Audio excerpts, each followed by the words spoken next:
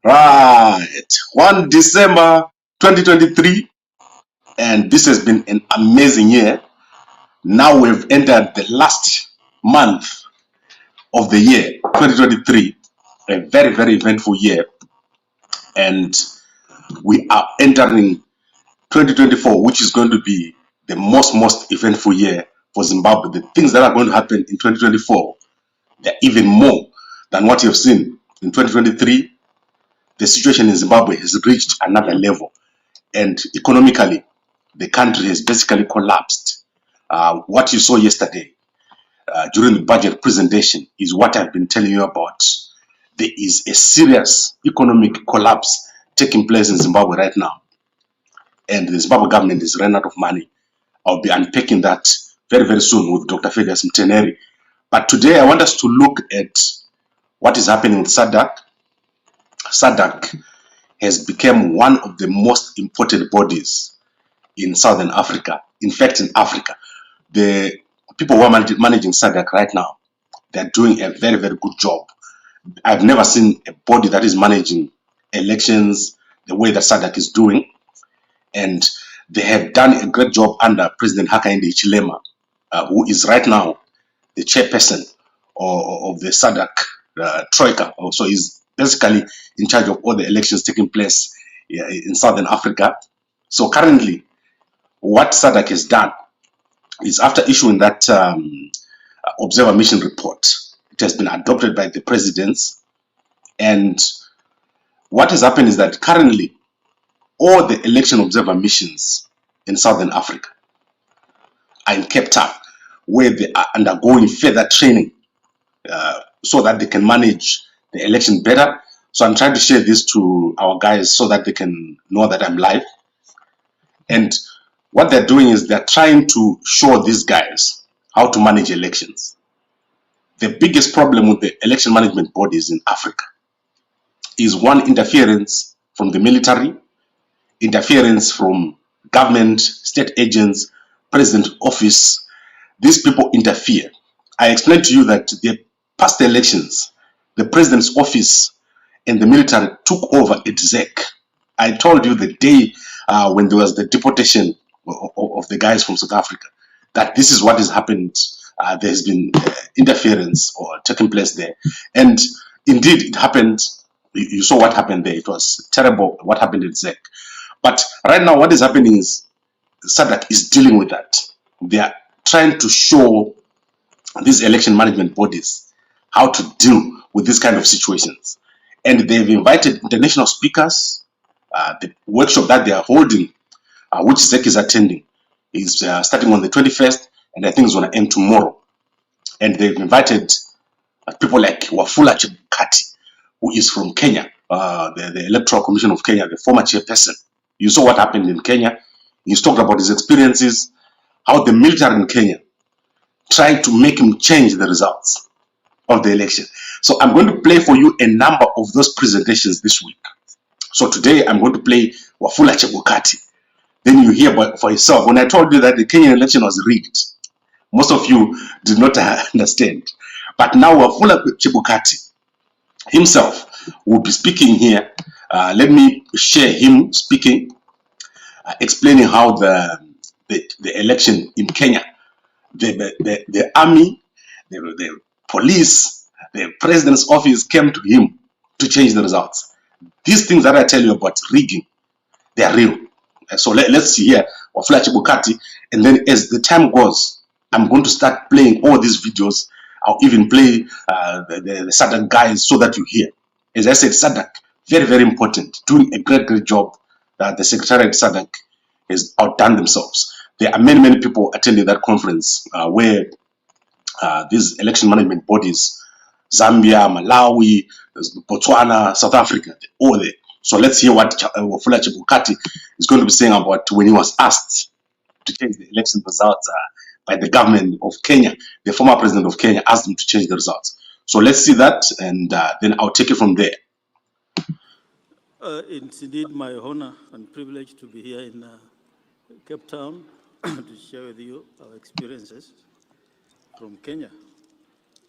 Indeed, it's an honor also to discuss this topic sharing experience and integrity with trust. But I would like to tell a story.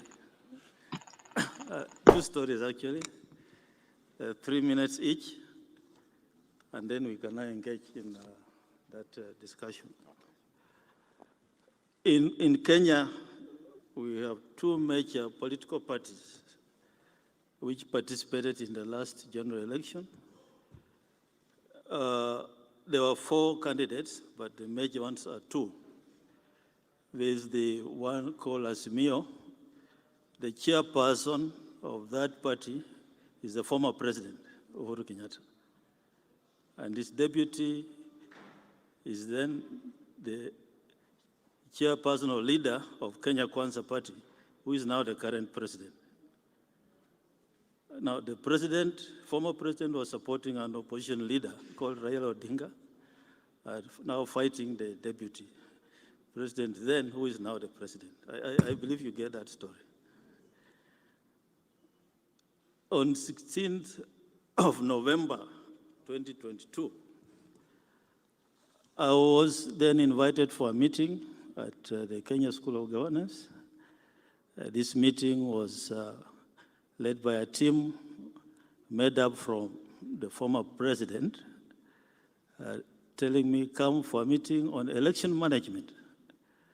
The meeting then was being conducted or prepared by the Minister of Interior and the Minister of Foreign Affairs.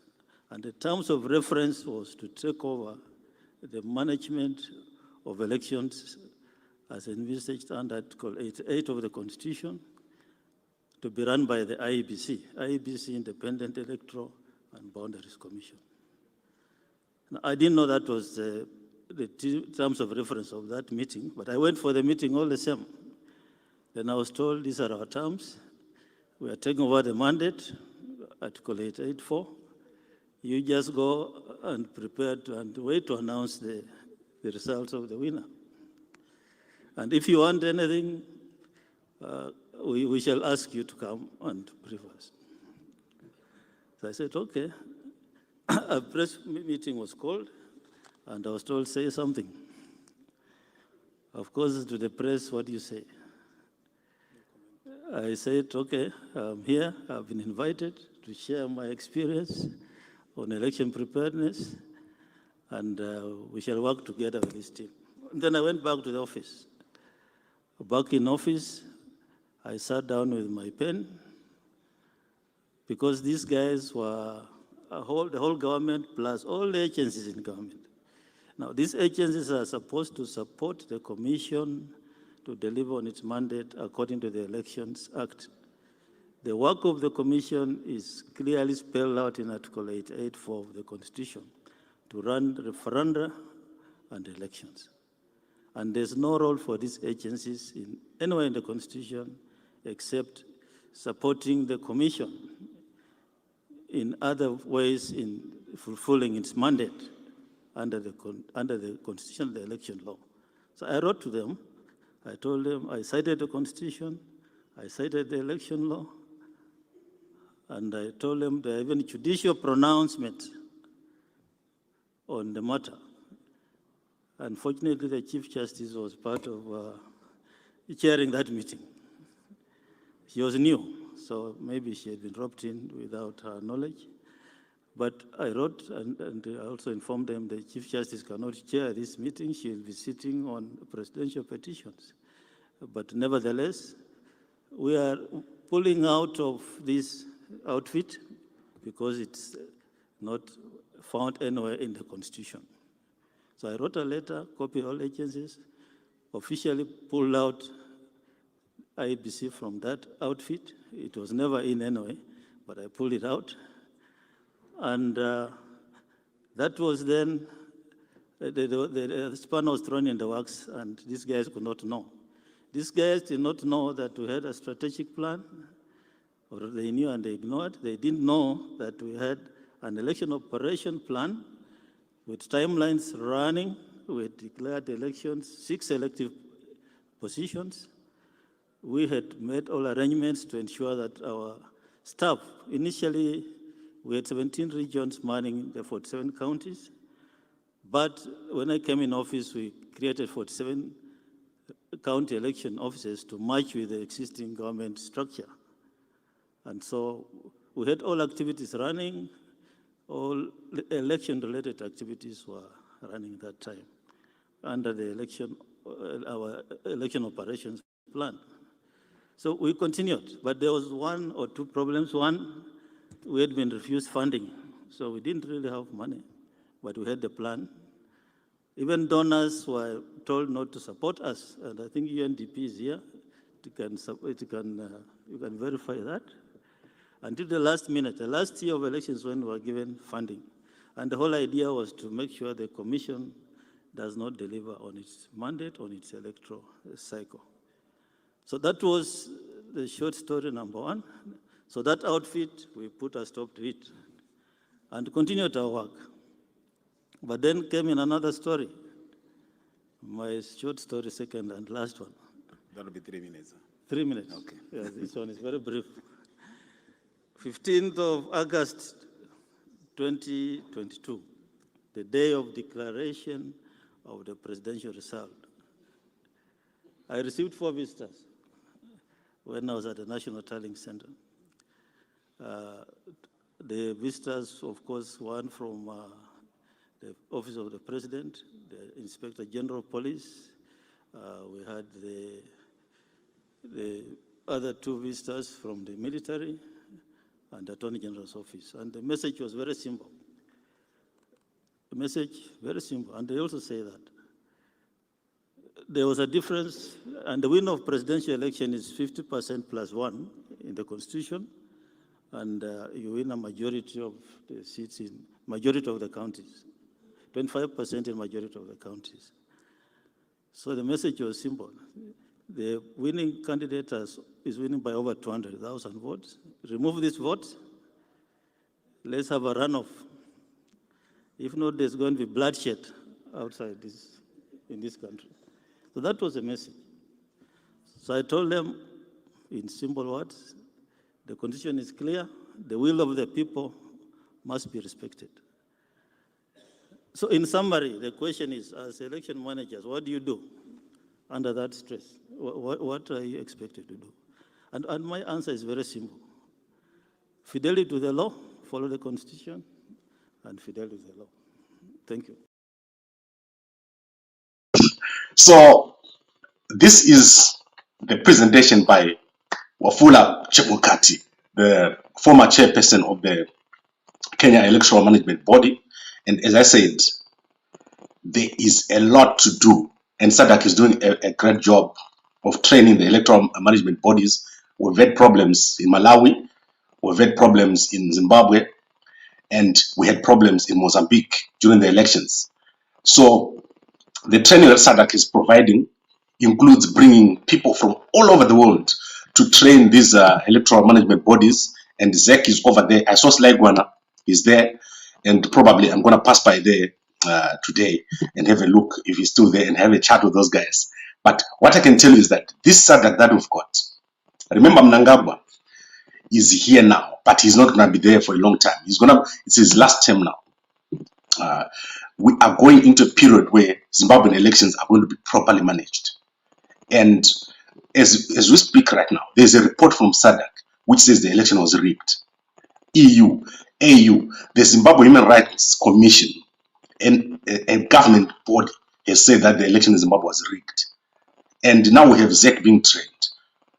The problem, as I said, is that these guys in the government of Mnangagwa, in the government in Kenya, in the government in Malawi, they have control over the election management bodies. So they walk to the ZEC office and then they tell them, change this result, move these 200,000 votes from here and put them here. You heard it, Wafula Chebukati speaking. If Chugumba was going to tell you now, she would have been told, take 200,000 votes from Chamisa and put them on Mnangagwa. This is basically what Chebukati is telling you here. He's telling you that the elections in these countries are not free and fair. They are rigged. There is no participation of the opposition in the electoral management body. You've got the children of the members of ZANU-PF as the commissioners. Imagine that. Now Chebukati has to stand his ground to say ZEC, to say the president's office, military, I'm not listening to you. Do you think Chugumba can stand against Mnangagwa? Do you think when they just lock her out of the system of Facebook, they locked her out of a Facebook page? I showed you that before the elections. They locked her out of Facebook, they locked her out of Twitter. They even stole laptops at the ZEC offices. And I'll tell you about the Zimbabwe Intelligence Burglary Unit. Those guys are extremely efficient at burglaries. Most of the burglaries taking place, high-profile burglaries, are done by Zimbabwe State Intelligence. Mnangagwa's office was burgled when he was was fighting Mugabe. And when I was working in Zimbabwe, one of the CEOs, I was the security manager, information security manager for one of the banks. One day, guys from State Intelligence came in from the 12th floor office of a building. And this was a very secure office on the, I think it was 11th or 12th floor. They somehow got to the roof and got into the CEO's office while the secretary was sitting inside and stole his laptop. These guys are not to play with. Imagine ZEC, which is totally dependent on government, full of spies, full of the children of ZANU-PF officials. So these guys are working under extremely difficult conditions. And I'm talking here about the commissioners like Chugumba. She's got no chance of stopping rigging. And this is what ZEC is trying to do here. First of all, Chebukati's suggestion that you must be following fidelity to the law. It may work in Kenya, where there's two strong parties. And here the former president was losing. So there's a bit of balance militarily and force. If this one side try to do something, the other side will come in. So there's a bit of balance. In the case of Zimbabwe, it's one side with the power. Chamisa, what can he do in terms of force? You can't force things. So this is important, firstly, to provide information to ZEC to understand what's happening. And then, secondly, now the solution has to be brought. The solution has to be practical. The current solution to say you must follow the law is not practical. Something else must happen. So in Zimbabwe, the only way to do this is to do elections under another body, which is not controlled by the Zimbabwe government. And I think Chamisa's suggestion is that the elections must be supervised by SADC, not observed. So SADC must now supervise the elections in Zimbabwe. And I think that is the way to go. They should not allow ED to become chairperson of SADC, because obviously we're going to have a big problem. How can you have a guy whose elections were declared not free and fair running SADC? So those are the issues. The issues are to do with solutions. How do we deal with election rigging? You heard Chebukati saying how the elections are rigged. They are rigged through the army, president's office, the military. In these countries, these guys walk to ZEC and change the vote. They don't even go and change it, what do you call that, the polling stations or the collection center. They walk to the guy who announces the result. And they tell him, we are running the election. You just stand there. That's what they told Chebukati. Stand there. Don't do anything else. All you do is we'll give you a paper and you announce. And then if you refuse that, on election day, they'll come to you and say, there's going to be bloodshed. Take these votes of Chamisa and put them on Mnangagwa. And boom, that's how your election results come out.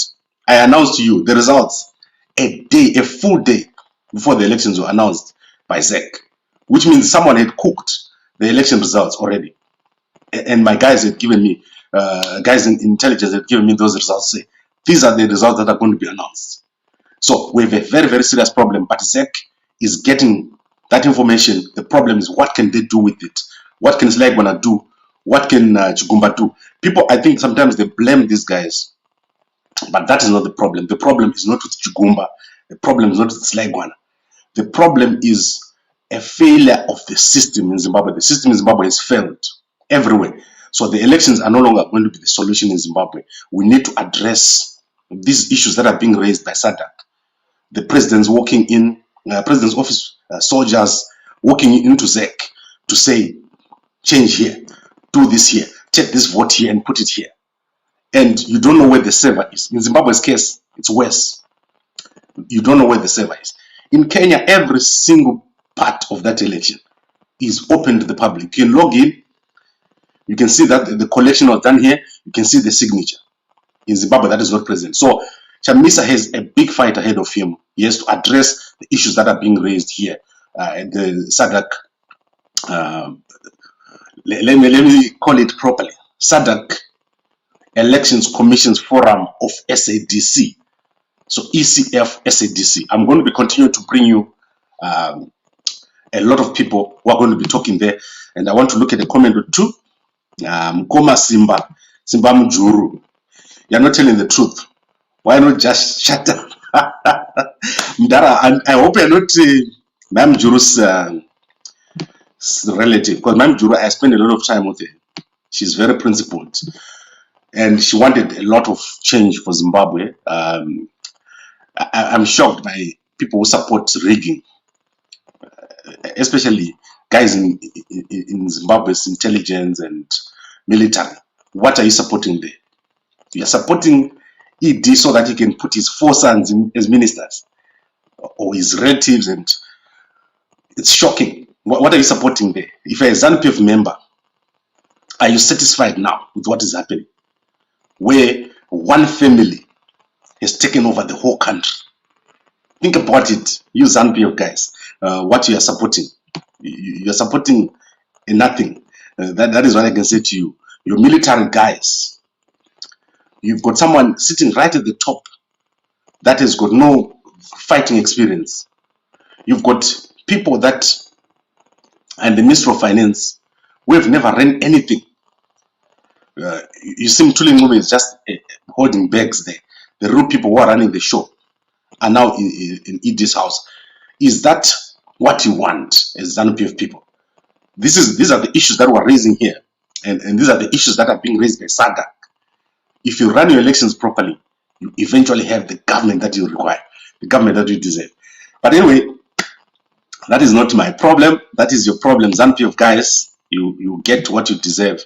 You continue to get the presidents that you want, who are going to abuse you, and eventually ZANU-PF is going to crumble.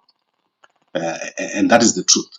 So I think that is a perfect comment. Koma Edwin, SADC ngaite elections commission nongo rana my elections SADC, and they must also have a military wing. If things are going to work, SADC must have a military standing force, where if someone rigs elections, they will go in there and take them out, take them off that seat, because this is impossible. What you're seeing here, it's not something that you can talk about. Look, ED is refusing to let the elders come into Zimbabwe. He literally just tells them, don't come, I'm not going to invite you. So there needs to be a component of force, so that if one person does not accept the election results or rigs the elections, then SADC must come in with force and say, get out of the office, you rig the election. And in our case, we have every single election observer mission saying the election was rigged. So by now we should be having a rerun, because the election was not done properly, and the next election won't be done properly. So we are looking at this as a continuation, a pattern.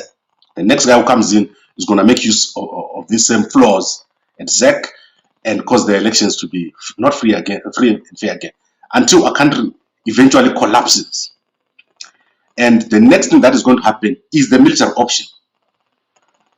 I am assuring you that a country that continuously fails to change through elections, there will eventually be a military option. So guys with guns are going to come and say, get out, you failed to come out by elections, we're going to remove you. This is how the situation is going to be solved. And unfortunately, those people who do that are in ZANU-PF, the people with the guns, that is ZANU-PF, which means the next guy who's going to come out and say, come out, is another guy in ZANU-PF, because Chamisa does not have guns to do anything. So that is it for today. I'll be continuing this whole weekend looking at all the statements by the key people at the SADC Electoral Commission's Forum. So that's the ECF Electoral Commission Forum of SADC, and there are also international people there in Cape Town explaining what should be done to fix these elections. SADC doing a great job.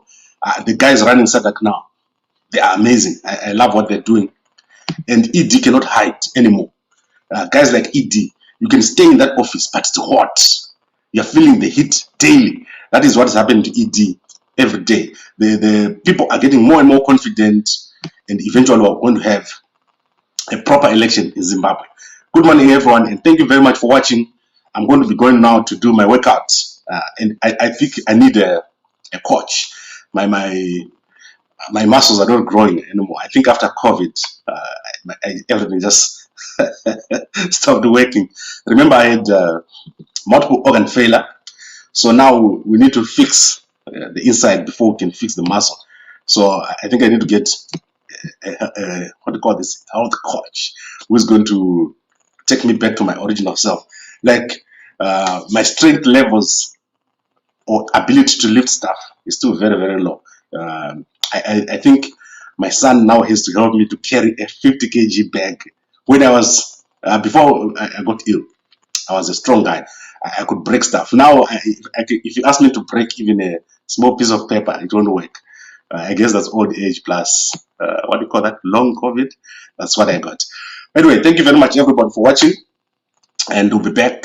We'll be following everything that is happening at SADC, and we'll also be following other stories. There's a lot of stories happening in ZANU-PF. There is a very big factional fight taking place. Thank you very much, everybody, and good morning to you all. Enjoy your weekend.